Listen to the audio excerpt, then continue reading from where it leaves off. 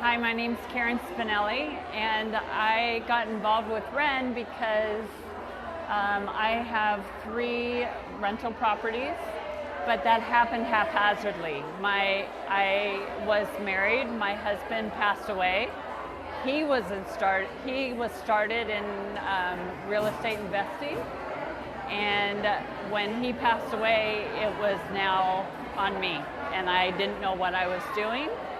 And I found WREN just as a meetup group, and when I came the first time, I was in this room full of amazing, energetic, powerful women, and those women made me feel hopeful that I could do it too, that I could get somewhere. And so I've been coming ever since, and of course I would come to the event because it's just more of amazing, badass women. So I'm happy to be here.